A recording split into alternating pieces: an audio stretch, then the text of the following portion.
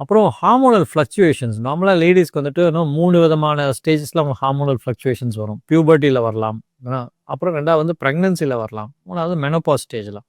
இந்த மாரி hormonal fluctuations இருக்கும்போது, நான் சொல்ற மாரி இந்த அ லேடீஸ்க்கு ரொம்ப காமனா இருக்கிறதுக்கு காரணம், ஒரு சிலருக்கு வந்து ஹார்மோனல் ரீசன்னாலயும் வரலாம்.